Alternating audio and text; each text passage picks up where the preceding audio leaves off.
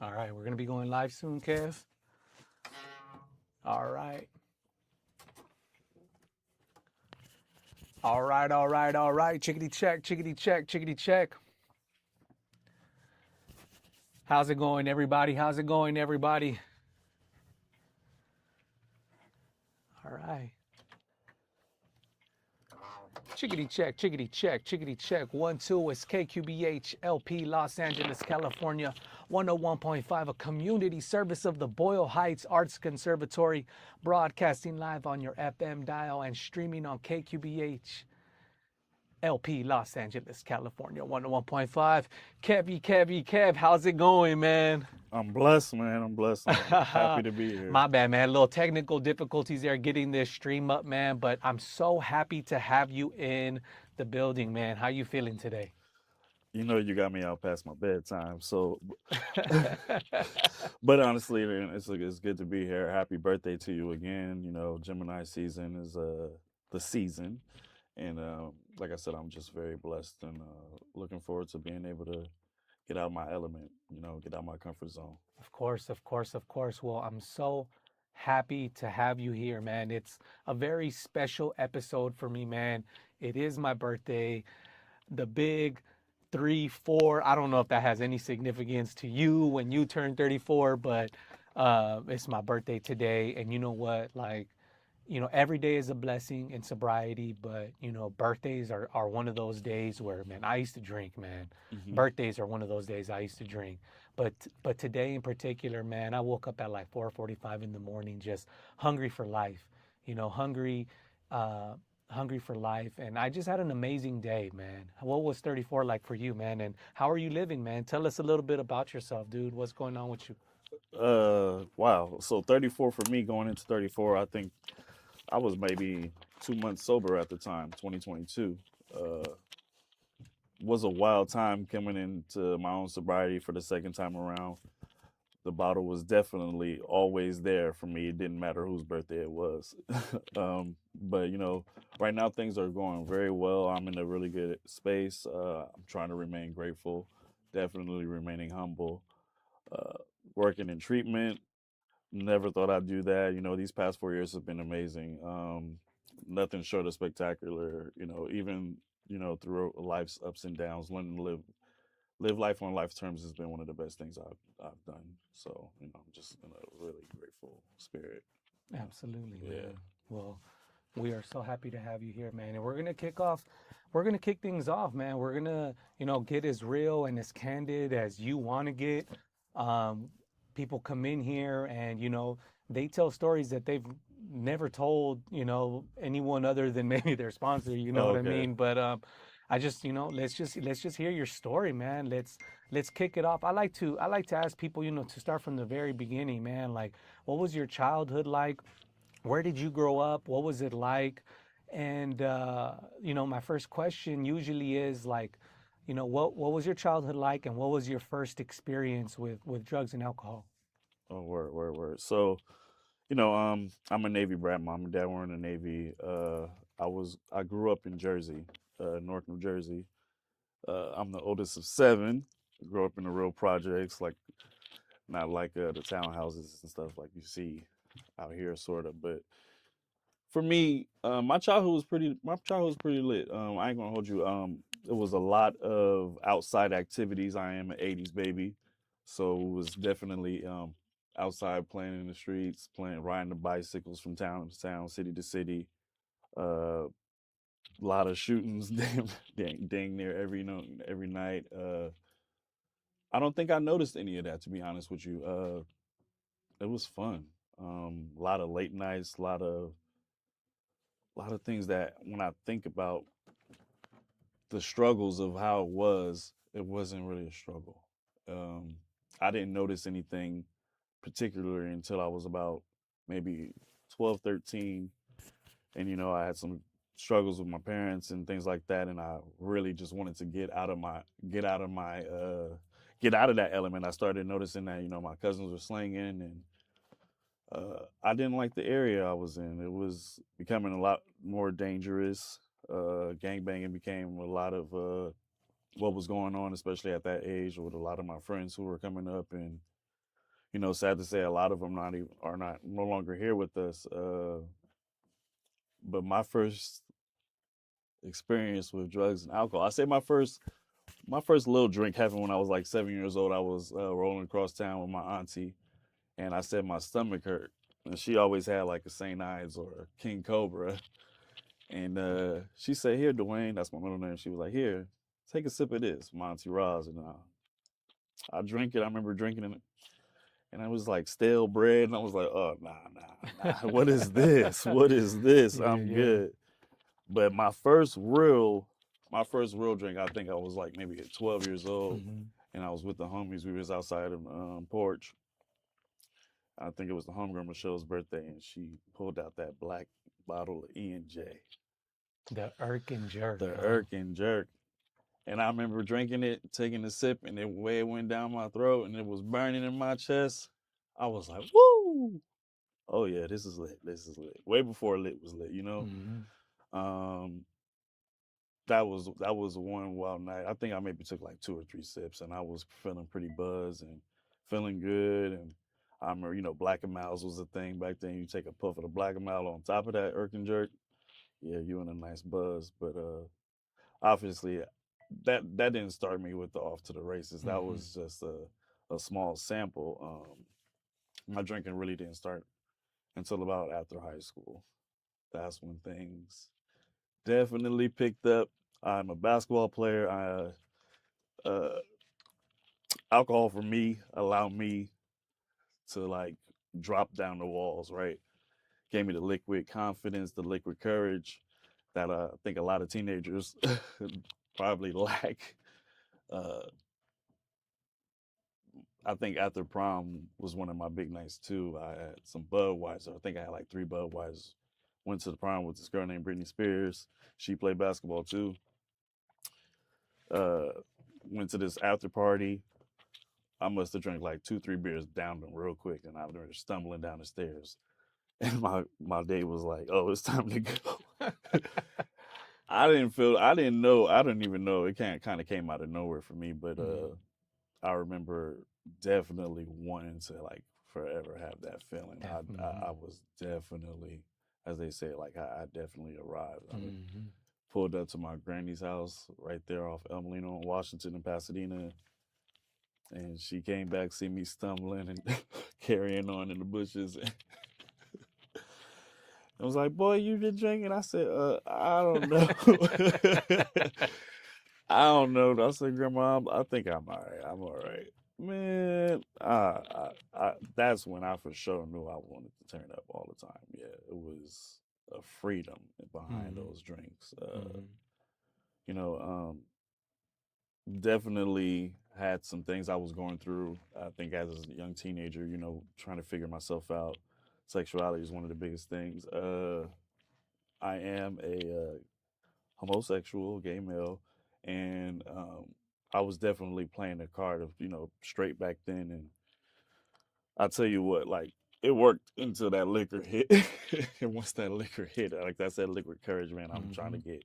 I'm trying to hunt down whoever. Like I don't know, I felt like it allowed me to like have no inhibition, and I was less worried about what people thought of me. Even up until these past 4 years, I definitely have realized how much of a crutch alcohol was for me.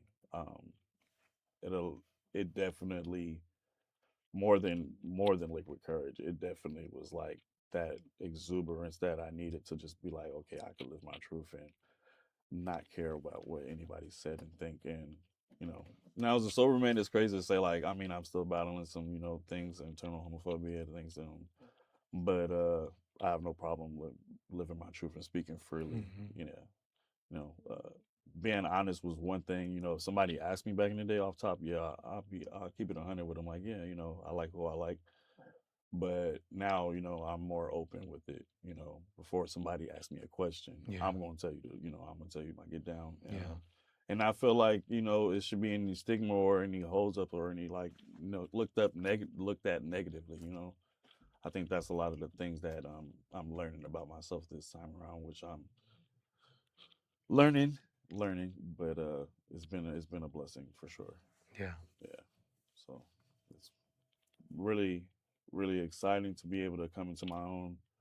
Did my meeting tonight, which was lit, and learning to let go of certain things. And in this sobriety, man, I'm telling you, letting go of a lot of my fears has Hmm. been one of the most positive things Yeah. for me. I And work it's something we work through. right. Yeah, I Takes courage and yeah. I don't know. Like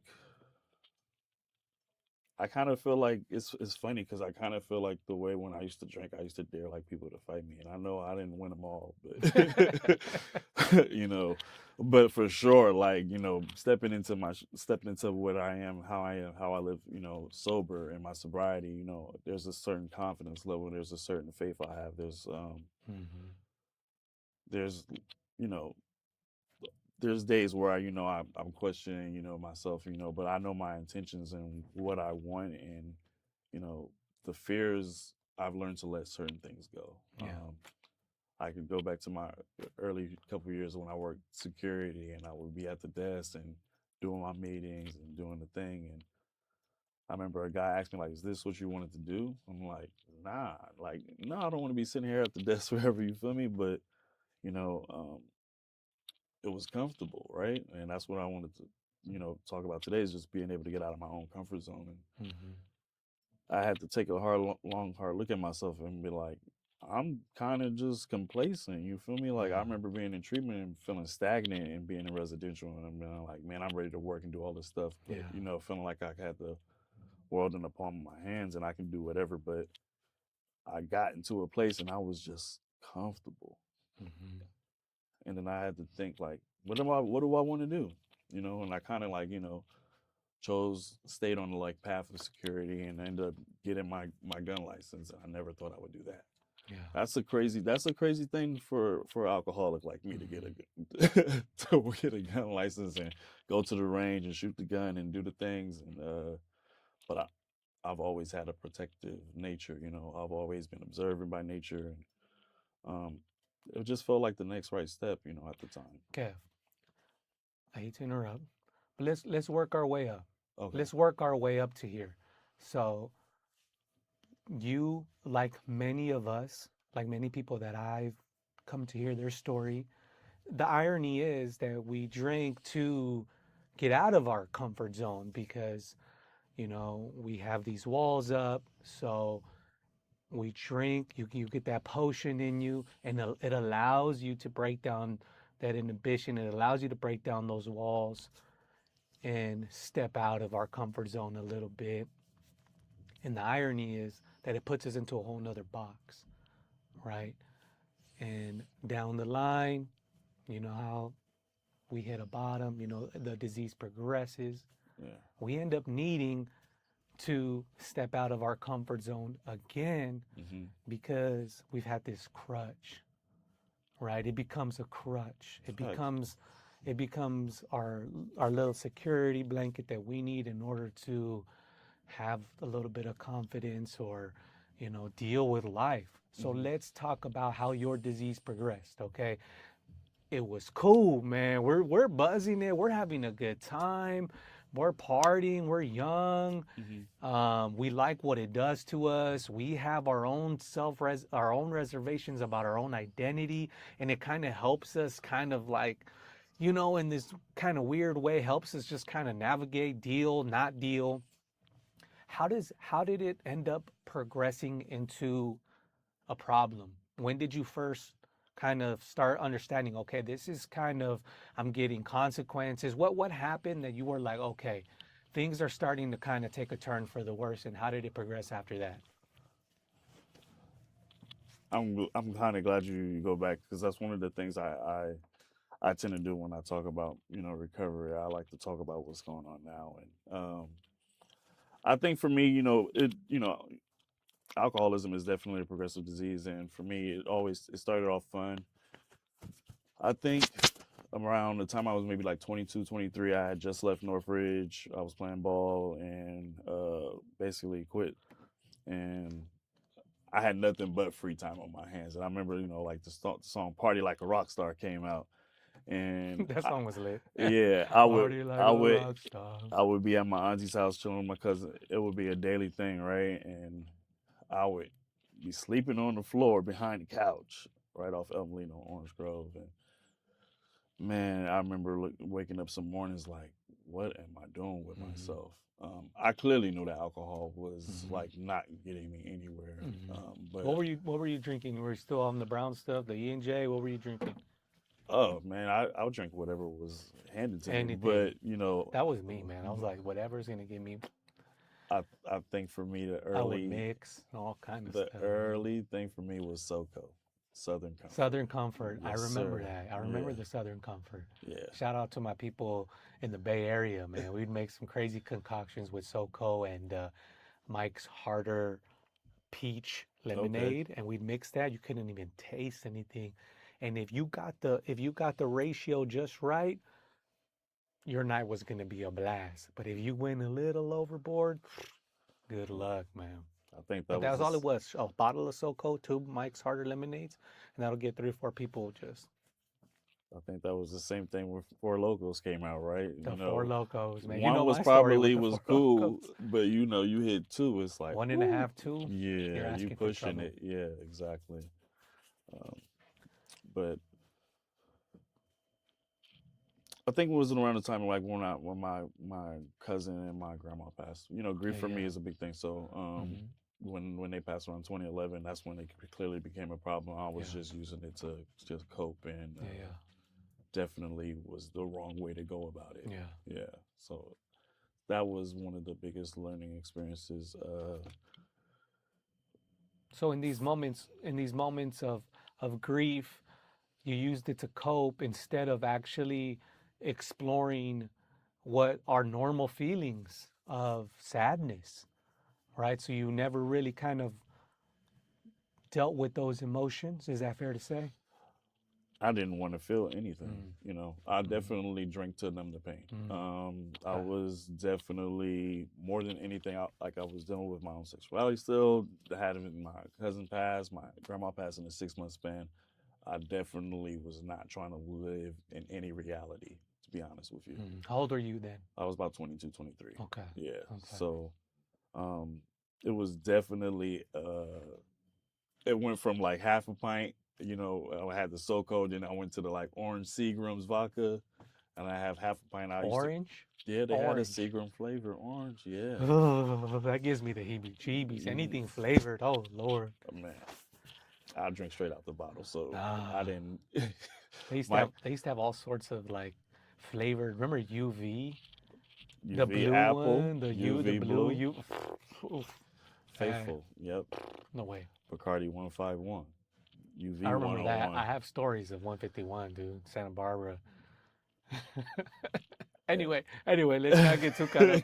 Let's not get too caught up in that. Hey, But listen, Santa Barbara, shout out DP, because yes, yo, player, yeah, that was the Boulevardes, that was the spot. yeah, man, Yeah, good times there. Very definitely. hospitable people there, and it's like I've every time I've gone to Santa Barbara, I've almost had a good time because like it's been great up until the point where I don't remember Hmm. anything.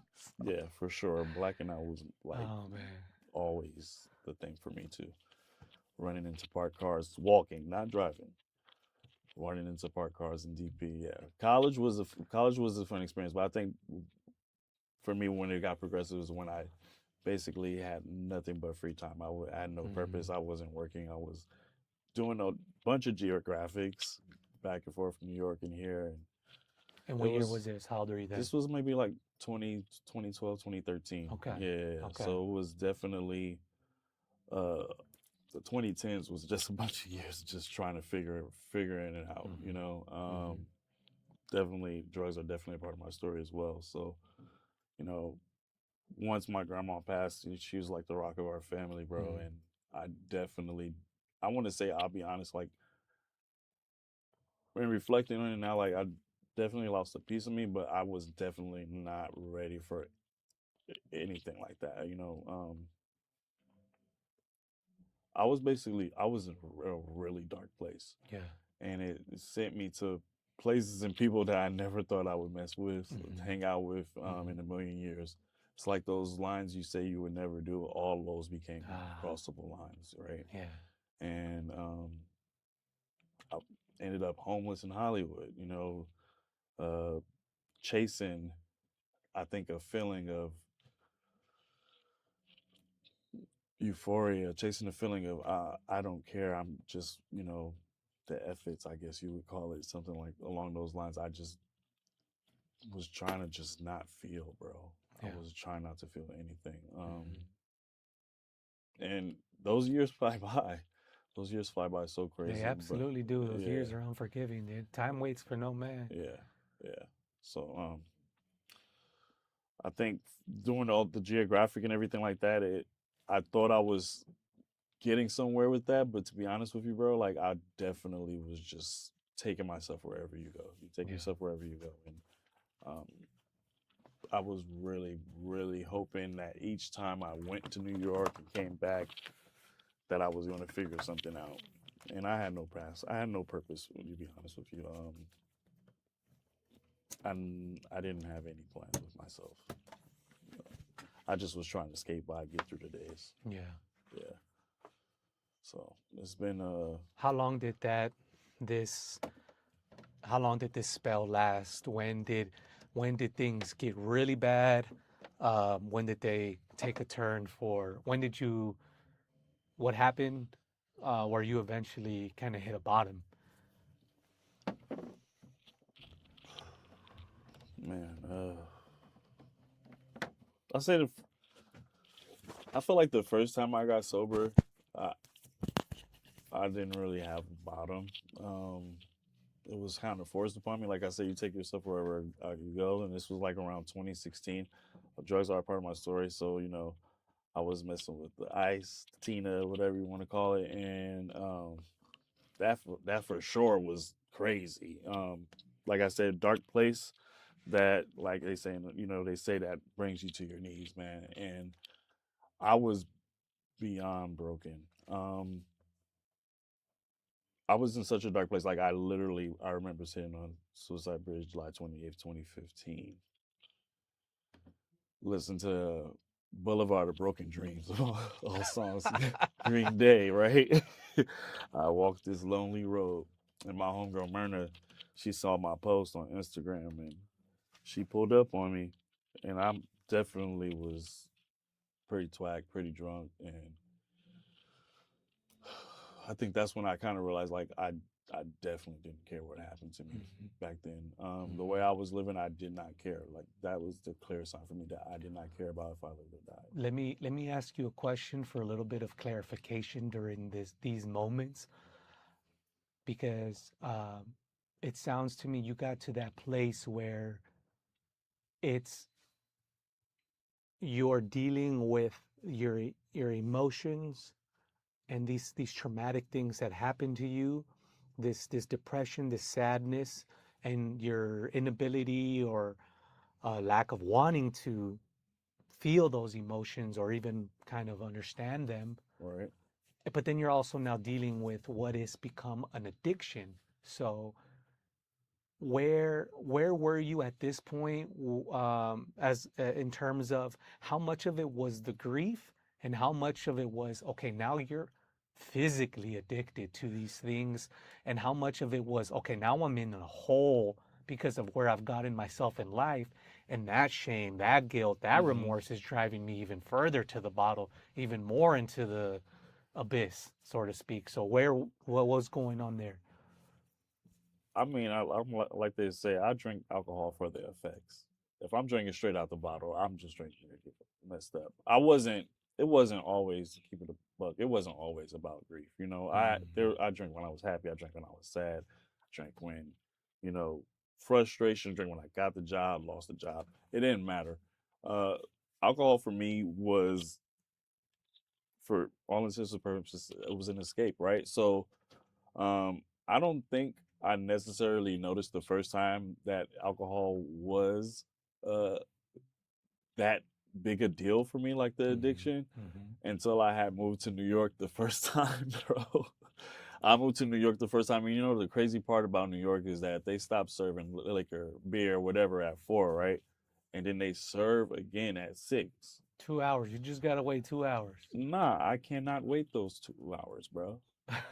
You're a real alcoholic. No I way, man. cannot wait those 2 hours, bro. You know how real you got to be to go find a bootlegger in Brooklyn at If you're in four, New 5 in York the and it's morning? just a 2 hour gap and you No, have to find a bootlegger, things are hitting the fan. I'm telling you, ask my family. Like backpacks out here with bottles click clinking. You can hear them out here. So That's when I went to wild, New bro. York, like I had that. I had to have that. So Yeah, it was beer. Like beer is I'm not it does nothing for me. yeah. Margaritas, strawberries, mango-ritas. I didn't cave them all. Hmm. Still reserve. You know, I can go down the line.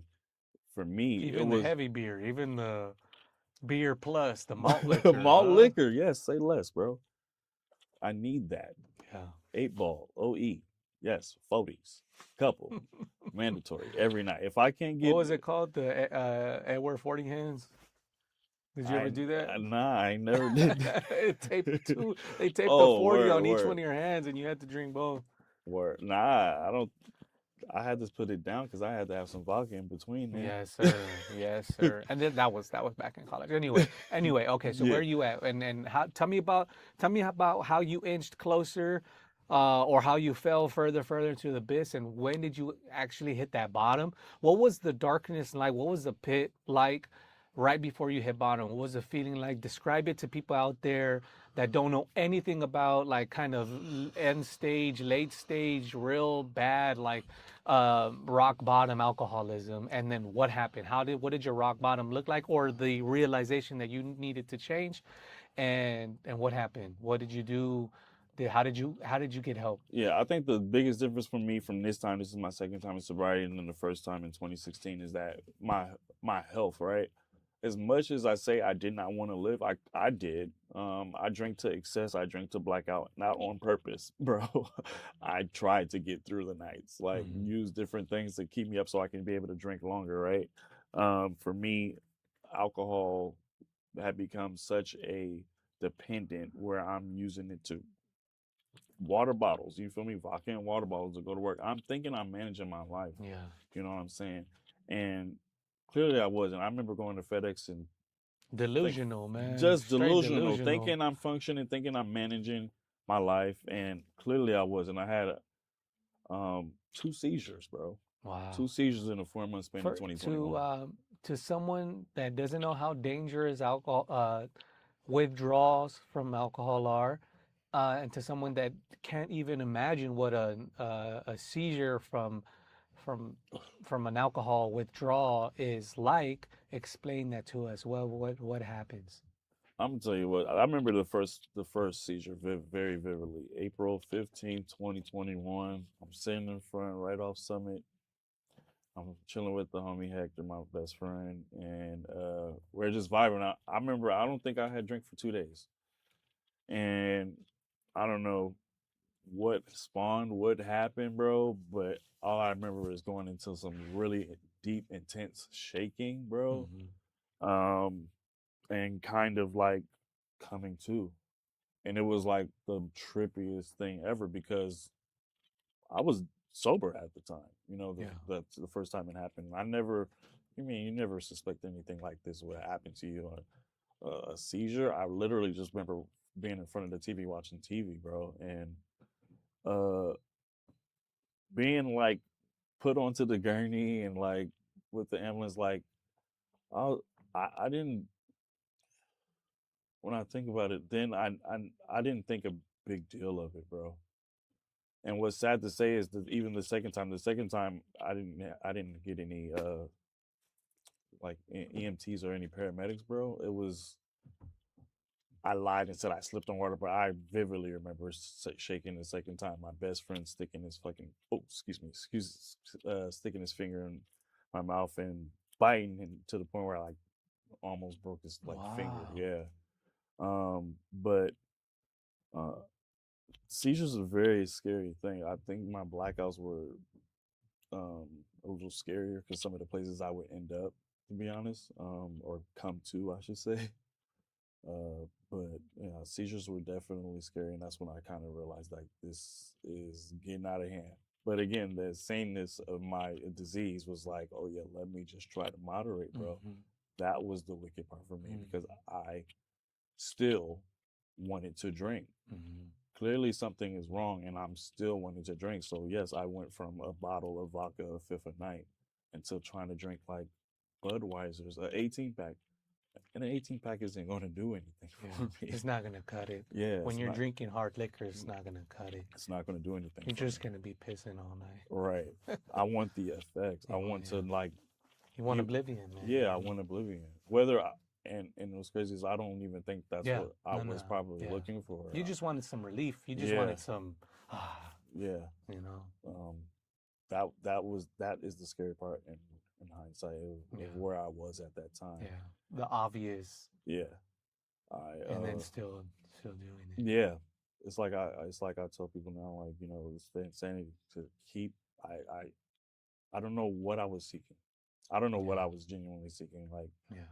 I said, like I really did not care about myself, but clearly I think to some extent I did care because I Yeah. somehow always made it home. It's an addiction, man. Sometimes there is no rhyme or reason. Yeah. You like it, and you want to chase that feeling, but it's the reasons not to are just so overwhelming. But you almost bypass our human instinct of survival to seek this feeling. Yeah. That was the goal every night. Yeah. Was the bottle. Yeah. At the end of the day, that's all I cared about. Yeah. I wasn't chasing anything else. No, like I said, no rhyme or reason. It was not even a particular feeling, bro. It was just, I just wanted the vodka. I just wanted the vodka. All right. So, when did you have the moment of realization that you knew that you needed help, and what did that look like for you?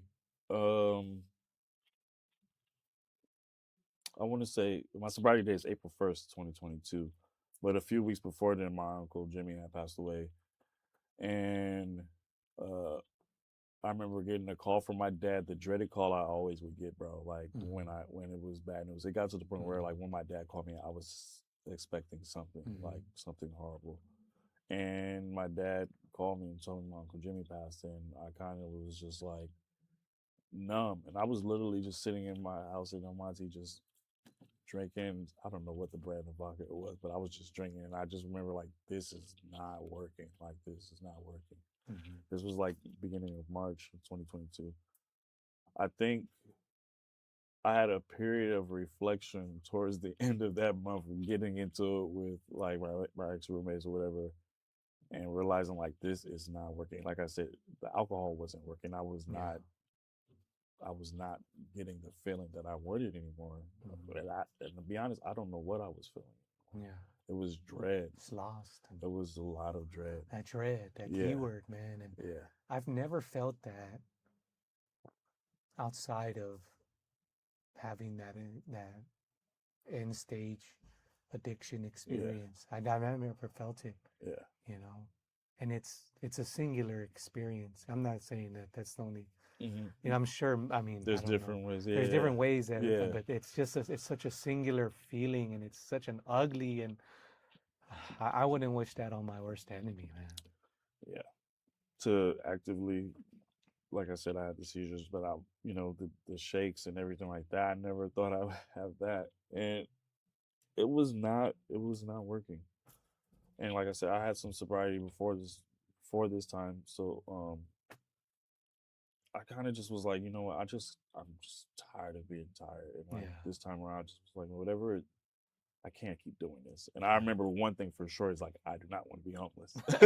For sure, I do not want to be homeless. Like I could see like my little window of opportunity was slipping in El Monte where I was staying. And, like I'm like, I can't do another month here. Like, I'm not with the way I'm living my life. I can't. I'm gonna end up. You were like a codependent situation, or like were you like drinking with your roommates and stuff, or like it was just toxic situation? If that's a whole nother story, man. That's a whole nother story. We got we got like 10, 15 minutes left. That's how quickly the time flies. So I want to get into the recovery part. So like you're in this dread, right? This is a singular feeling.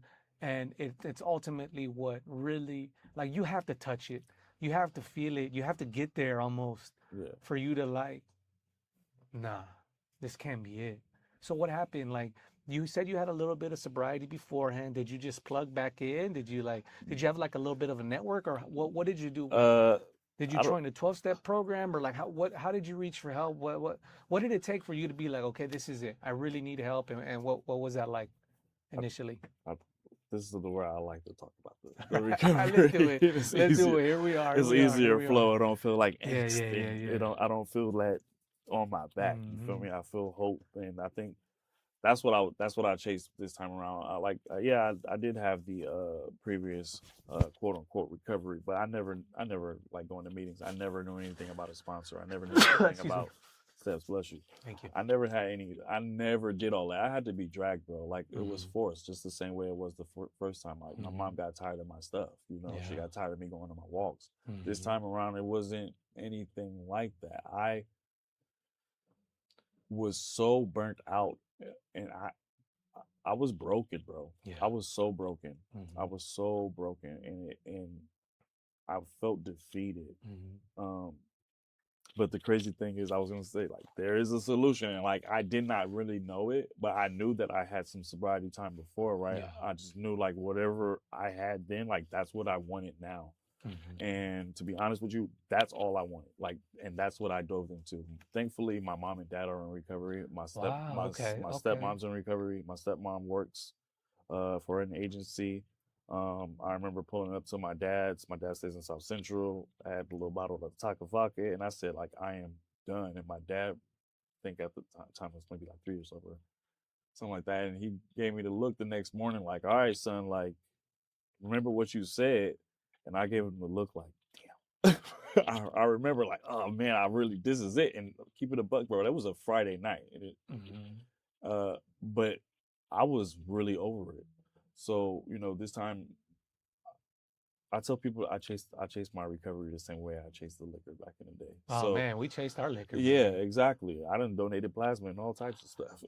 You know what I'm Not the saying? plasma, bro. I did listen, whatever it takes to get a bottle, that's what I was I on. I hopped on the 20, the so-called free bus in Pasadena Word. from where I was living in the back house where I hit bottom. I hopped on that bus to steal my mom's recycling, to take it to the recycling, just to get like $8 to get a bottle of that taka. So let's talk about it. Yeah, I remember you That calling it Borsky, that Rite Aid special, that Rite Aid right? special, Word. $4.95 for a fifth on Washington and Allen, Oh, Mission or Liquor. Washington and Hill, Oh yeah, the but Rite Aid. oh yeah, Washington Allen, right? Allen, yeah. Anyway, okay, so yeah. you kind of have a network Yeah, of yeah, so I have a okay. solid support system, bro. And what's crazy is that I felt I had that even in my drinking. My dad was always, my dad tried to get me to go back to meetings periodically in between that time. It was, the whole COVID thing. And this time around, I just was like, I just dove into it. And as they say, I do whatever it takes no matter what.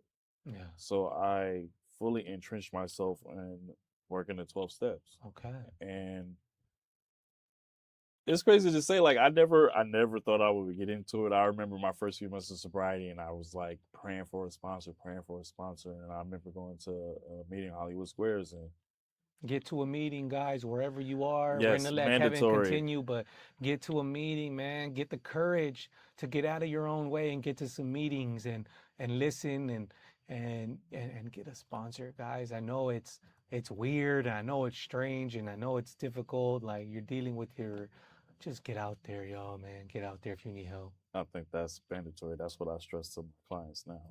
Yeah, Being able to get out of yourself is definitely uncomfortable, but uh, it's one of the best things I've done. yeah. Um, Unity service recovery, right?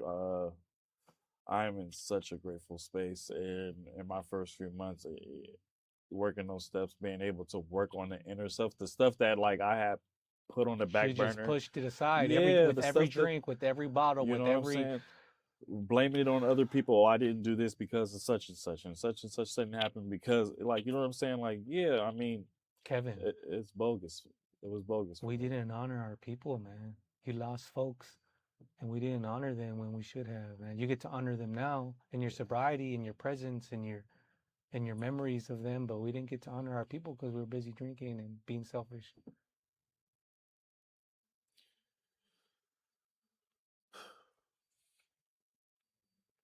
Yeah, that's part of being able to live life on life's terms that I've learned, right? Like that's heavy. You just hit that, but yeah, you know, I don't get to live the way I used to anymore, and I'm very thankful for that. We don't have to live the way we used to.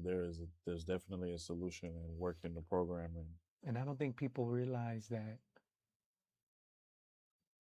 we know we're living some effed up lives, man. Whatever they see is bad, we think we're slick, they're seeing it. We know it. We know it.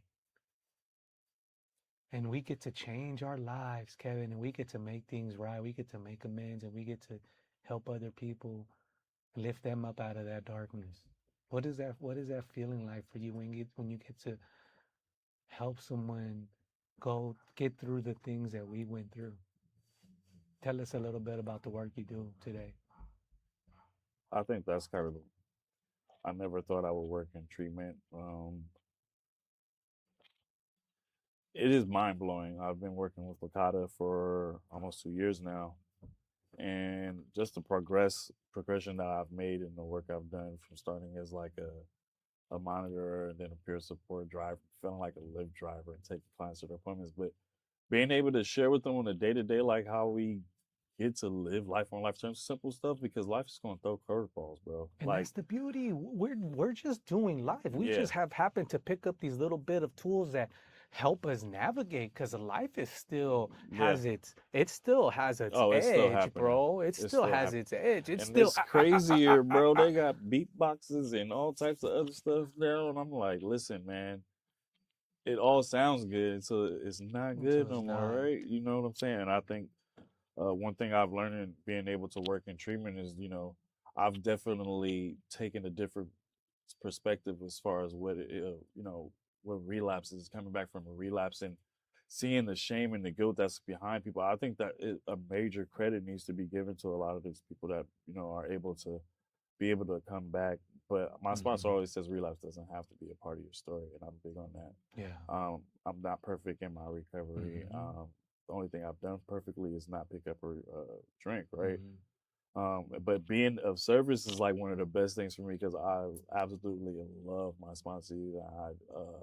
I adore them. I see the light that shines in their eyes. Being able to go to the meetings and get you a commitment. If y'all can get a commitment, Get out there and get a commitment, yes, I'm y'all. telling you, like chips is Make one some of coffee, bro. chips is so fun. Oh, You stay chips for six tell people what chips are, man. chips milestone chips, right? 0 to 30 days for the newcomer, right? I think obviously most important person in early recovery is for me a reminder of what it used to be like. Hmm. I am not that far removed, bro. Nah, man. 4 years, We like can be sick without without the drinks, without I'm the drugs, man. Life is listen. crazy, and we Some mornings I'm drive like, myself ugh. neurotic.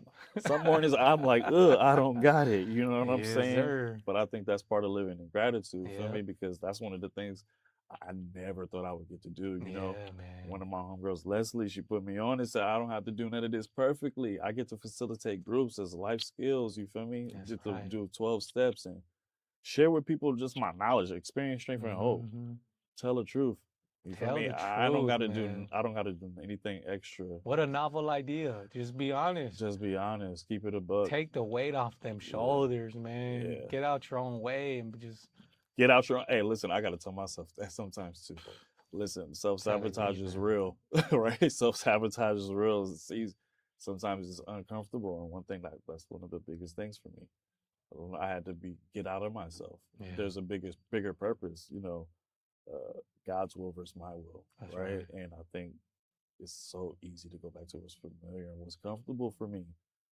It's so easy to be like, oh yeah, I just want to sit in the background, but like, there's a bigger purpose for me. I believe, like, and working these steps and being able to talk to my friends who are sober and no matter what time they have, you know what I'm saying? Like the infinite knowledge that they have, like, Hmm. and just sharing with me, just being able to show up. Just show up, bro. Wherever, You know how wherever many? you're You know how needed, many? which is wherever you are. How many Which is missed wherever. moments I had because I was lit? Nah, I get to just Straight show up. running away, man. I just get to show up now. Just show your presence is a present, right? Mhm. The corny stuff, I'm telling you, that corny stuff hit.